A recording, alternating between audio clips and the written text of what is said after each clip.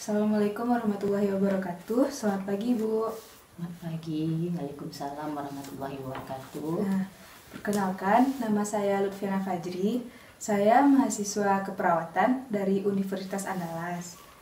Nah, pada kesempatan kali ini, izinkan saya menyampaikan penyuluhan kepada Ibu. Waktu yang akan digunakan yaitu kurang lebih 15 menit. Apa Ibu bersedia? Bersedia? Nah, oke. Nah, kalau gitu langsung saja. Tunggu. Sebelumnya ini ada leaflet untuk Ibu baca-baca. Nah, langsung saja kita kepada materi kita. Nah, judul penyuluhan pada kali ini yaitu mengenali gagal jantung. Nah, darah di dalam tubuh kita berperan untuk mengalirkan oksigen dan nutrisi yang penting ke seluruh tubuh kita. Oleh karena itu, peran jantung sangat diperlukan oleh tubuh kita untuk menumpahkan darah ke seluruh tubuh. Nah, sebelumnya, apakah Ibu tahu apa yang dimaksud dengan gagal jantung? Belum. Kalau begitu, gagal jantung itu adalah suatu kondisi ketidakmampuan jantung untuk menumpahkan cukup darah ke seluruh tubuh. Nah, awalnya dikarenakan keadaan tertentu, sehingga jantung ini bekerja lebih keras dari seharusnya, sehingga lama-kelamaan jantung itu kelelahan dan tidak dapat menumpahkan darah ke seluruh tubuh secara adekuat. Nah, perlu diingat bahwasannya gagal jantung itu bukan berarti jantung kita berhenti menumpahkan darah ke seluruh tubuh. Namun, gagal jantung itu merupakan saat jantung kita mengalami kelemahan sehingga jantung kita itu gagal menumpahkan darah ke seluruh tubuh secara adekuat. Nah, selanjutnya faktor risiko gagal jantung. Nah, faktor risiko yang sering dijumpai yaitu seperti penyakit jantung koroner. Penyakit jantung koroner ini yaitu penyakit gangguan aliran darah menuju otot jantung, sehingga mengakibatkan kurangnya pasokan darah menuju otot jantung dan menyebabkan jantung itu tidak kuat atau gagal menumpahkan darah ke seluruh tubuh, dan itulah yang disebut gagal jantung.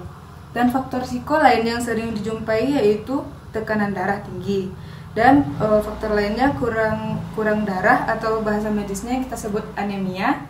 Dan selanjutnya infeksi otot jantung, kehamilan, penyakit hormon hipertiroid, dan penyakit jantung rematik. Nah, selanjutnya gejala klinis gagal jantung. Gejala klinis gagal jantung ini bermacam-macam, tergantung dari umur atau beratnya gagal jantung atau penyebab yang mendasari terjadinya gagal jantung ini, seperti apakah ia disebabkan oleh proses infeksi atau penyakit lainnya. Nah, gejala yang sering terjadi adalah yaitu sesak nafas, di mana sesak nafas ini terjadi pada penderita saat melakukan aktivitas ringan maupun aktivitas berat. Dan pada saat kalau kita ke rumah sakit, pada saat kita berbaring, maka dokter akan memeriksa kita menggunakan stetoskop untuk mendengarkan ada atau tidaknya penumpukan cairan yang terjadi di dalam paru-paru pada gagal jantung. Dikarenakan jantung yang tidak kuat dalam menumpahkan darah itu, maka aliran darah menuju ginjal untuk dikeluarkan melalui urin akan menjadi berkurang, sehingga akan muncul gejala-gejala yang diakibatkan oleh bendungan cairan di dalam tubuh kita, yaitu seperti adanya pembengkakan kaki, perut membesar, yang disertai dengan peningkatan berat badan. Dan gejala-gejala lain yang dapat ditemukan yaitu biasanya perasaan jantung yang berdebar-debar, batuk-batuk, dan juga ditemukan tekanan darah rendah atau yang sering kita sebut hipotensi.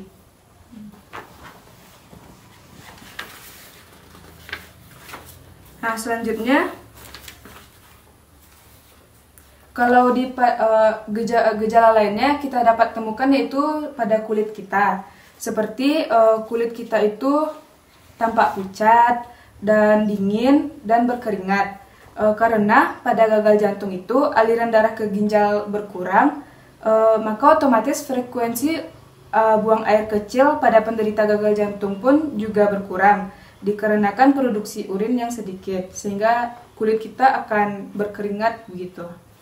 Nah, selanjutnya itu cara mencegah gagal jantung.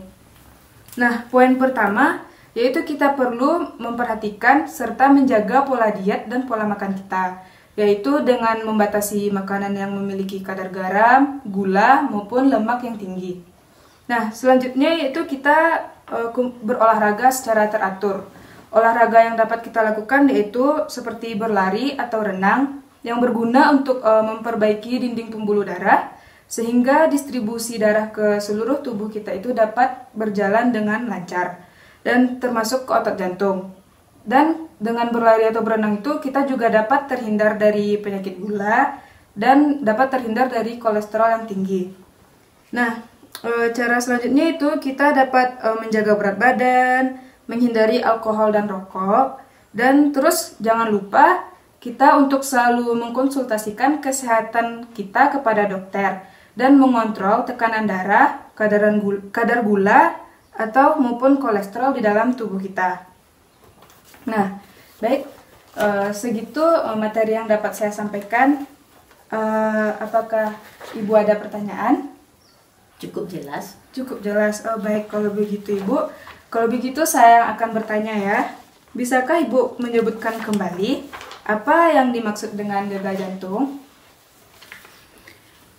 Gagal jantung adalah suatu keadaan berupa kelainan fungsi jantung sehingga jantung tidak dapat memompa darah untuk memenuhi kebutuhan metabolisme tubuh. Ya, baik, benar ya Ibu. Kalau begitu, bisakah Ibu menyebutkan kembali apa yang menjadi penyebab dari gagal jantung ini? Kelainan otot jantung, penyumbatan di pembuluh darah jantung, hipertensi, peradangan, penyakit jantung lain. Baik, benar ya Bu.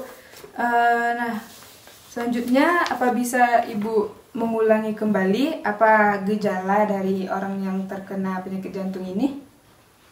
Sesak napas saat beraktivitas, batuk, bengkak pada kaki, perut membuncit. Baik, benar ya Ibu. Berarti Ibu sudah, saya nggak paham ya, berarti materi yang saya sampaikan sudah jelas ya Ibu.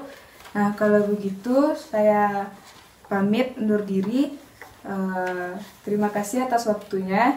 Saya akhiri dengan Assalamualaikum warahmatullahi wabarakatuh. Sama-sama. Waalaikumsalam warahmatullahi wabarakatuh.